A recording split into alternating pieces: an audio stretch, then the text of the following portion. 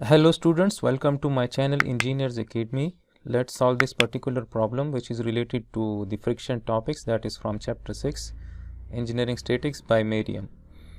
So in this problem we are given this 50 kg block which rests on the horizontal surface and force P equals to 200 Newton whose direction can be varied is applied to the block, right? And in part A of this problem it is said that if the block begins to slip when theta is reduced to 30 degree, calculate the coefficient of static friction mu s between the block and the surface, right? So this means that if this P force is acting at an angle of 30 degrees with the horizontal, so this block will just start to slip, right? And at that particular point the friction between the block surface and the support surface will be maximum, right? So the contact surface will provide the maximum friction, right? And in part B it is said that if P is applied with theta equals to 45 degree, calculate the friction force F, right? So now let me draw the free body diagram. So let's say that this is that 50 kg block,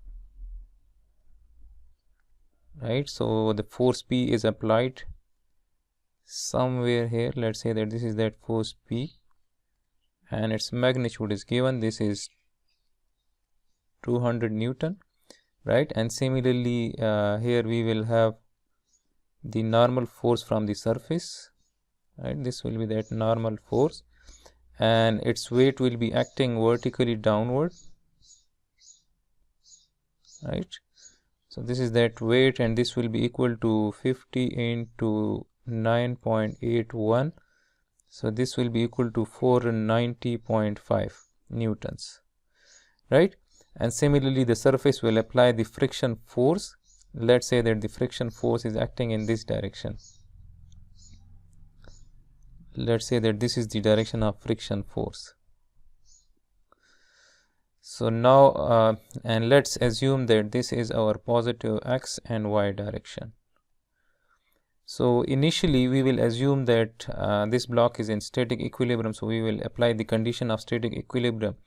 So first if we apply the summation of forces along x equals to 0, so then as we can see that this P force will have two components if it is making 30 degree angle, right? So it will have one component which will be acting like this, so this will be the cos component, this component will be, this angle is 30, right? So this component is 200 cos of 30 degrees, right?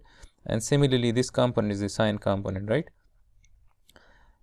This component is sine component and this one is the cos component, right? So as we can see that the cos component is acting in the positive x direction, so I will write 200. Let's write the generalized equation, right? So let's say that this angle is theta, right? And let's say that this is px, this is the cos component, and this is py, this is the sine component, right? So let me write that px minus this friction force is acting in the negative x direction minus f, this is equal to 0, or we can write this as px is p cos of theta minus f, this is equal to 0, and from this we can say that f equals to P cos of theta. This is equation 1, let's say. Now if we apply the summation of forces along y equals to 0, so as we can see that this normal force is acting in the positive y direction, so I will write n, minus this py is acting in the negative y direction, so I will write minus py, and this weight is acting in the negative direction, so I will write minus, and weight is 490.5, and this is equal to 0, and we can replace this py by the sine component, so this is p sine of theta, right? So from this we can write that the normal force will be equal to p sine of theta plus 490.5.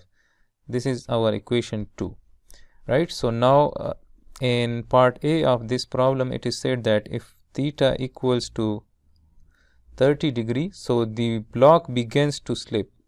So when the block begins to slip, the friction force that this surface will offer will be maximum friction, right? So we can say that that friction will be maximum, right? So this means that now if we apply equation 1 for this, right, so we can say that f will be equal to F maximum will be equal to P cos of theta, and theta is now 30 degrees and P is 200, right? So we can say that F max will be equal to 200 cos of 30 degrees. This is, we have applied that equation 1, that general equation, right?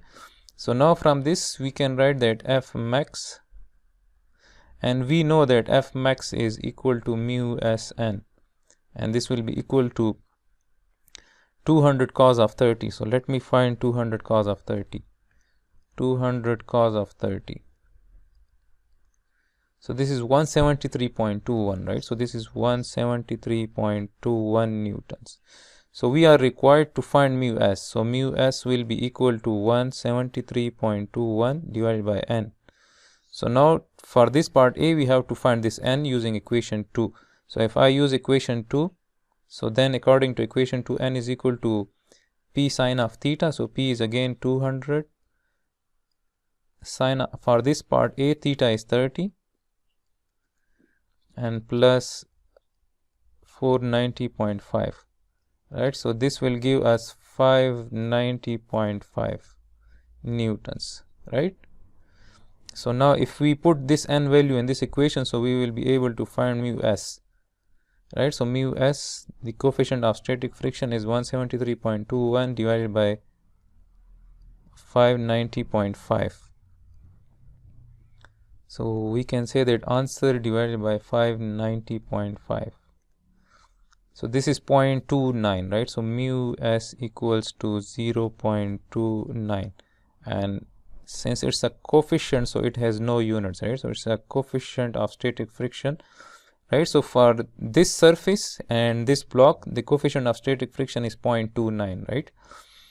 So now for case B, or for part B of this problem, again P is equal to 200 Newton, and now theta is 45, right? So theta is 45 degrees, and again we are required to find the F value, right? So now again if I use equation 1, so according to equation 1, F equals to P cos of theta, and now P is 200 and cos of theta is 45 degrees, right? So now this is 200 cos of 45. So this is 141.42. So now the friction is, force is 141.42 newtons. But now we have to check, right, say that whether this friction force is less than F max for this case B. So to find the F max for case B, we have to find the N for this case, right? So let me find the normal force for case B. So the normal force, this is equation 2 again. From equation 2, the normal force is P sine of theta. So P is 200 sine of 45 degree plus 490.5. So let's say that this is 200 sine of 45 plus 490.5. So this is 631.92. 631.92 newtons. So to find F max equals to mu Sn. So mu s is known now. This is 0.29, right? So this is 0.29 into 631.92. So answer multiplied by 0.29. So this is 183.26. So F max is 183.26 Newton. So now for part B, F max is 183.26, which tells us that the friction value that we have determined is less than F max for case B, right? So this means that if P is equal to 200 Newton and theta is 45 degree, this block will remain at rest, that is in static equilibrium, right? So for that, the F value is, the friction is 141.42 newtons. If F value comes greater than F max, if F values comes greater than F max, then in that case this friction value is not accurate, right? So in that case then what we will do is that will conclude, if F is greater than F max, that will conclude that the assumption of static equilibrium is not accurate, right? So then in that case the body will be in motion. So when the body is in motion, then the friction is not static friction, then the friction is kinetic friction. So then for that we have to find the kinetic friction by using this equation, Fk equals to mu kn, right? So then this value of friction will not be accurate that we get from the static equilibrium condition. So then we have to find the friction, the kinetic friction value, by using this equation. So I hope you people would have understood this problem. Kindly like my videos if they help in your learning.